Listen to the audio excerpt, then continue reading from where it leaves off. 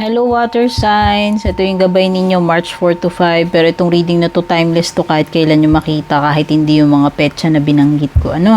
Maraming salamat sa mga YouTube channel members natin at sa mga patuloy na nanonood ng mga readings natin, mga kababayan natin sa ibang bansa at saka yung mga nandito rin sa Pinas. Syempre, kung bago din kayo, hello and welcome. Don't forget to subscribe sa ating YouTube, like and follow na rin yung ating FB page. Doon po kayo magabang-abang ng mga announcements sa mga mahilig mag-avail ng mga free reading. Hindi ko laging ginagawa pero doon ako nag-a-announce. Doon din ako nag-a-announce sa mga available slots natin for reading services. Kung gusto nyo mag-avail, mag-PM lang kayo doon. So, simula na tayo. Itong reading ninyo, hahatiin ko 3 timestamps. Hiwa-hiwala yung reading ni Cancer, Scorpio, Pisces in one video. May specific na timestamps, no? Ayan. So, umpisa na natin kay Cancer. Hello, Cancer. Kung hindi ka pa nakasubaybay, don't forget to subscribe sa ating YouTube and like and follow mo yung ating FB page. Ito yung mga energies na meron sa ngayon. March 4 to 5 or kung kailan mo ito makikita, Cancer. Uy, ang ganda naman. 6 of Swords. Uy, nakikita ko rin na malapit ka na sa iyong finish line, sa iyong goal. Although, may cheater energy dito. May cheater. 7 of Swords. Ano ba yan? May mga agaw, may nangunguha ng hindi kanya, merong dumidiskarte ng palihim, may deceptive, manipulative energy, yung tipong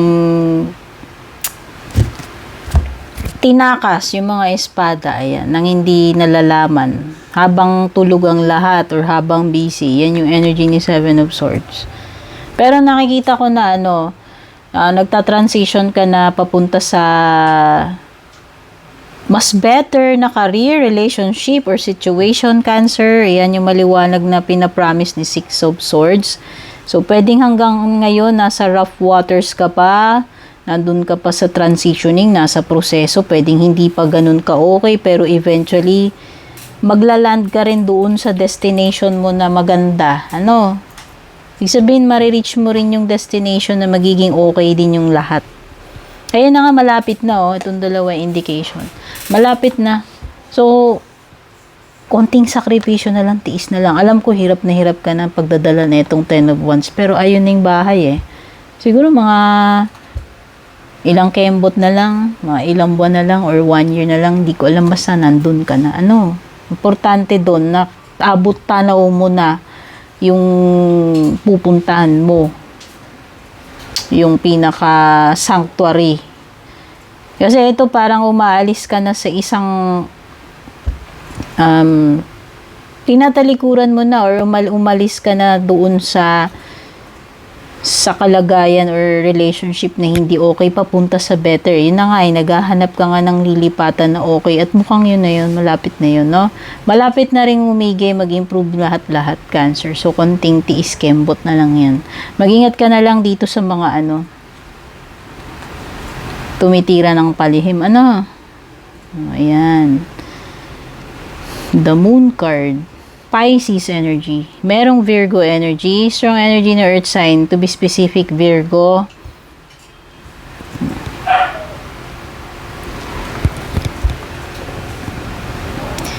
Mukhang kahit may energy dito na parang kahit depensahan mo yung sarili mo, baliwala. Pwedeng hindi sila naniniwala sa'yo. Ayan.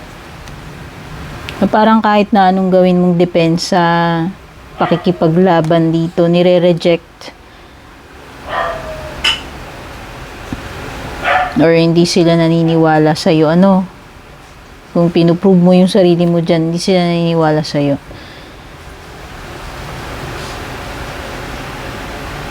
Kumbaga parang sinusupalpal. Yan, kahit na anong gawin mong depensa or pagpuprove sa sarili mo, parang hindi, nire-reject lang.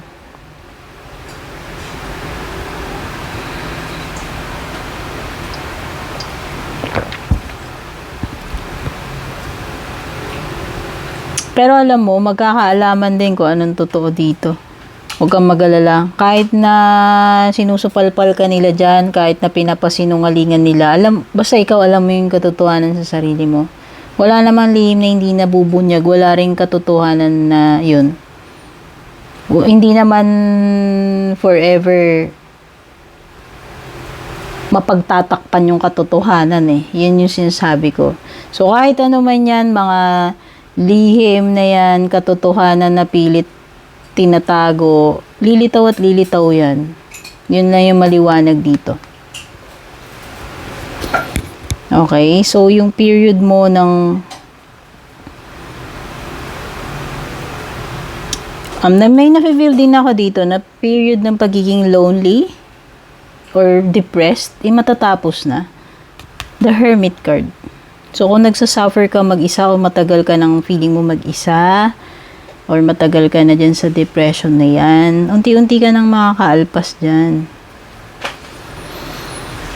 Okay. Matatapos na yung period mo ng pagiging mag-isa rito. Yun lang yung nakikita ko.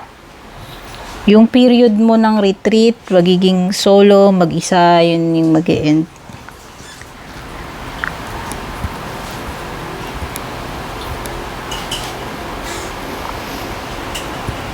Nakikita ko rin dito, okay, ay. Parang merong ano dito yung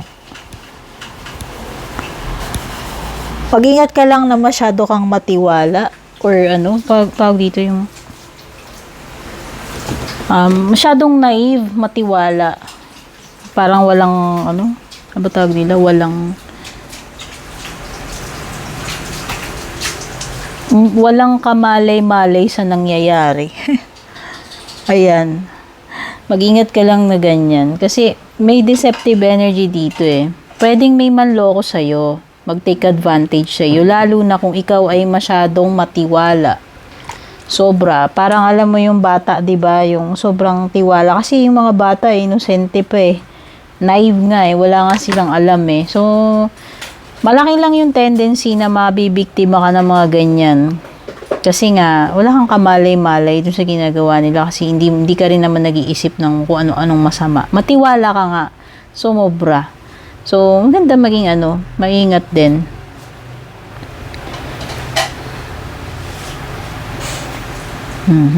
Okay, nakikita ko kung naging stagnant ka man nung mga nakaraan, nakikita ko na magkakaroon na ng matatanggal na yung blockage na yan nung pagiging stagnant. So, unti-unti ka ng unti-unti na magkakaroon ng progress dito sa situation mo. Magkakaroon na sabihin mo na kahit naman hindi ang bilis-bilis ng progress ng changes, at least meron na. Unti-unti nang gumagalaw yung sitwasyon mo. Nakikita ko na matatanggal ka na sa pagiging stuck or pagiging stagnant sa isang situation or lugar. Okay? So, yan. Ito yung mga energies na nakuha ko for you right now. Cancer. Maraming salamat. Take care. God bless. Hello, Scorpio! Welcome dito sa gabay mo. Yan. Ito ay for March 4 to 5, pero ito ay timeless reading. Kahit kailan mo naman ito makita, walang problema. Shoutout sa ating mga nagaganda, nagagapuan na YouTube channel members. Hello! And welcome sa mga bago dito. Kung hindi pa po kayo nakaka-subscribe sa ating YouTube, please don't forget to subscribe. Pa-like and follow na rin po yung ating FB page kasi doon po tayo nag-a-announce ng mga free readings. So, stay tuned. Tingin-tingin kayo ng mga announcements doon. At doon din po ako nag-entertain ng mga tao na nag-i-inquire or mga gusto mag-avail ng reading services. Mag-PM lang kayo doon. Okay?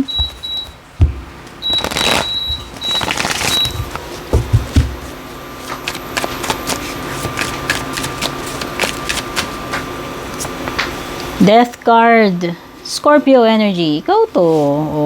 Ikaw o baka kadil mo kapareho mong Scorpio.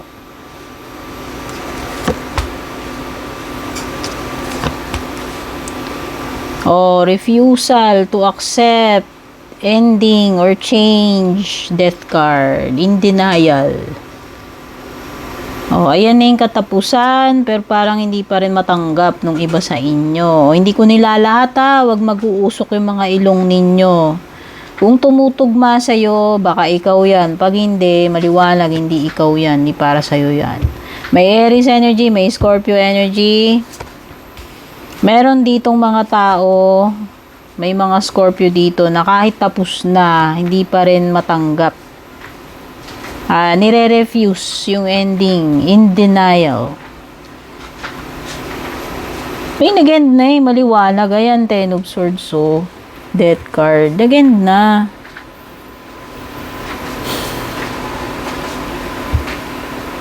Sagittarius energy, nag-end na. Nag-end na itong samahan na to. Pwedeng nawasak na pamilya, nawasak na mag-asawa, pamilya. May nawasak na rito eh. Tapos na eh. Kotang-kota na to si Ten of Swords. Wala na talagang pupuntahan niya. Na-reach na yung dead end.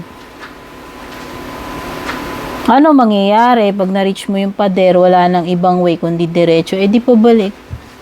Ibig sabihin wala ka ng hindi na magko-continue yan. Na nga yung death card oh.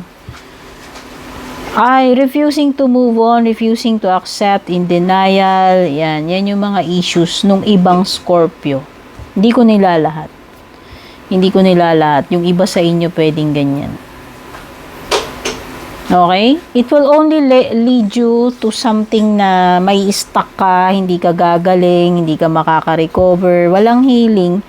Kasi nga, ang first step ng healing, Scorpio, is acceptance.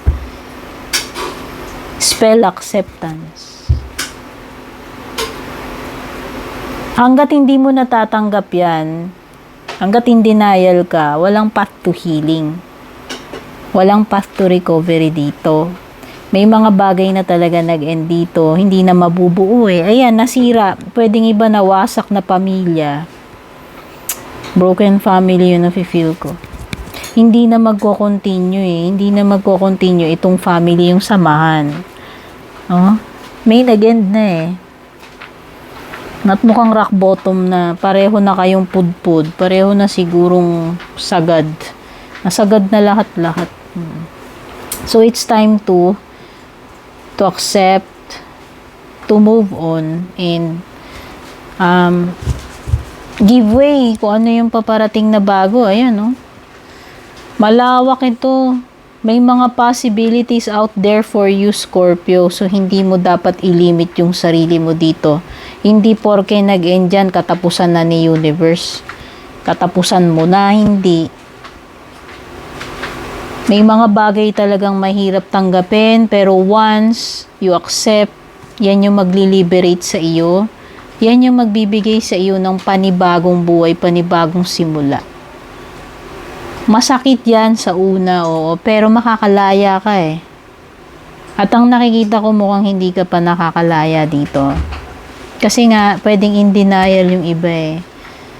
Yung iba ha, o baka umusok yung mga ilong nung iba dyan. O pwedeng ang nakakadil mo nga dito, Aries, Sagittarius, Scorpio na kapareho mo.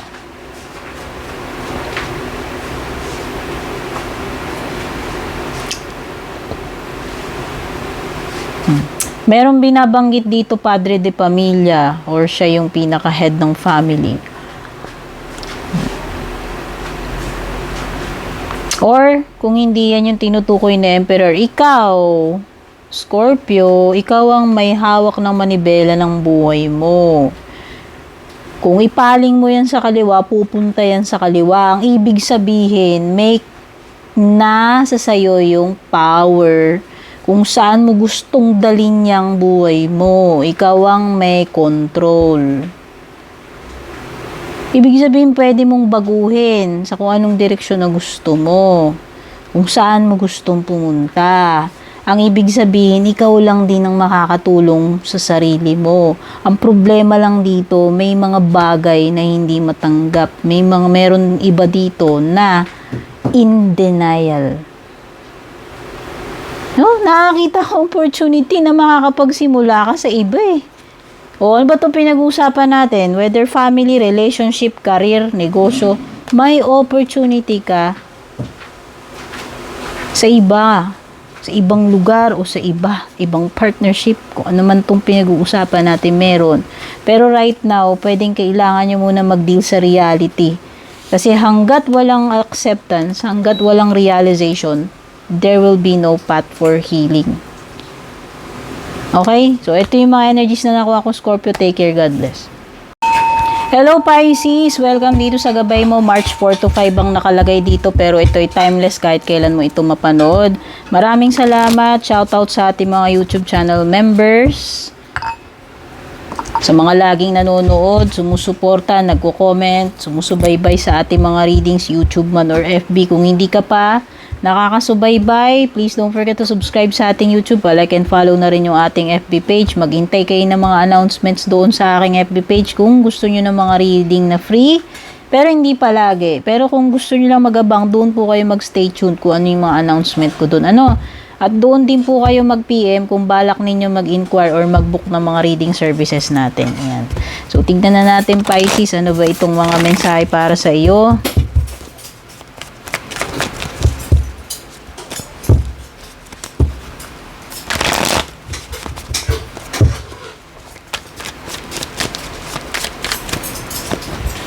Judgment card, Two of Swords in reverse, the Fool, 6.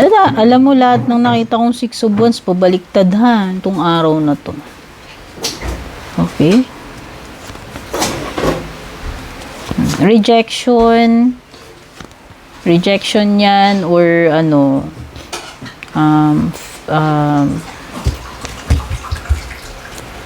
failing to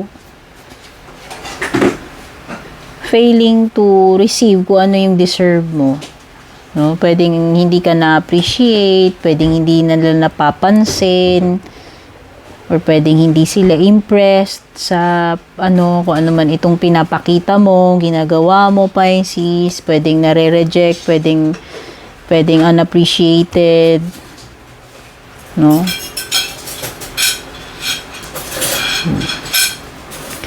Uy, may dito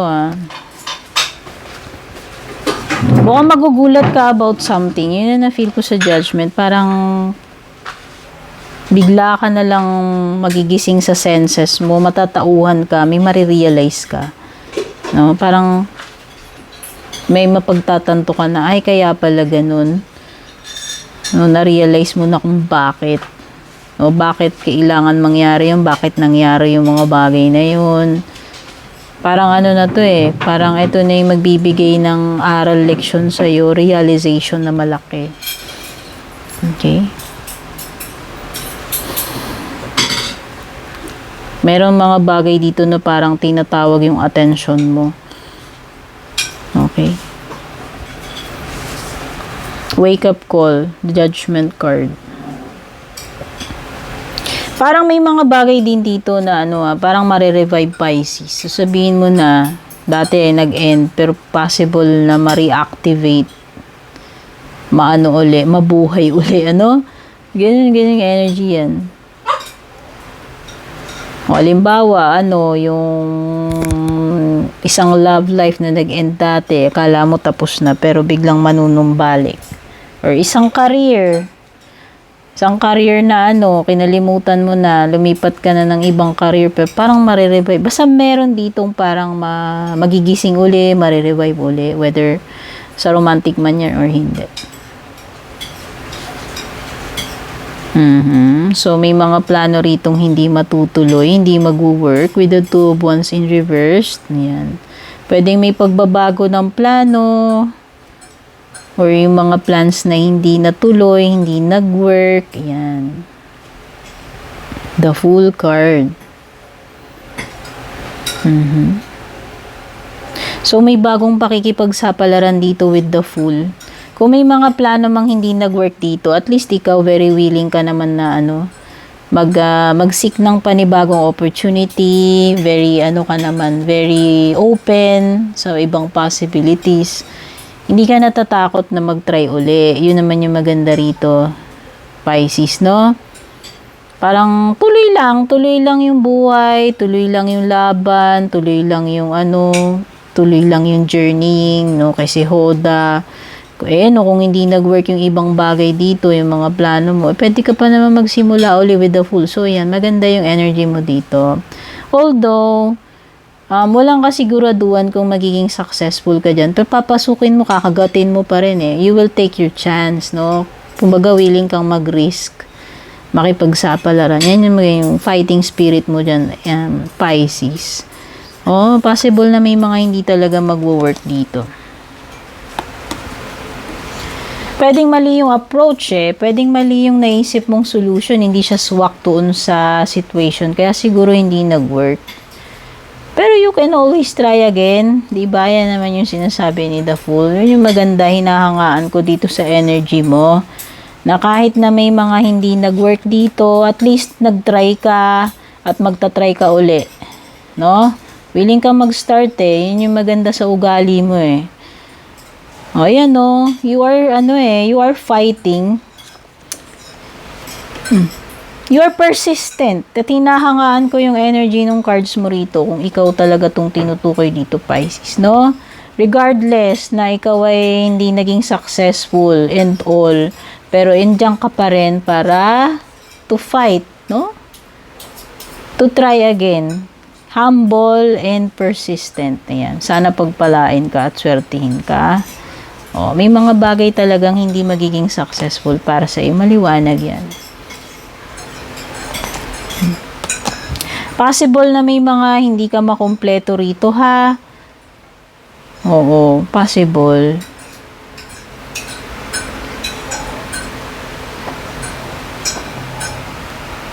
Meron talagang energy dito ng hindi magiging successful or failure. Pero at least, makakapagsimula ka ulit. No? May mga choices din. Importanteng decisions, choices. By the way, may Gemini. Dami mong major cards. 1, 2, 4 na major na nakaganapan siguro tong darating sa'yo, Pisces, sa mga susunod na panahon. Okay? Mukhang merong importanteng choices, decision na gagawin in the future.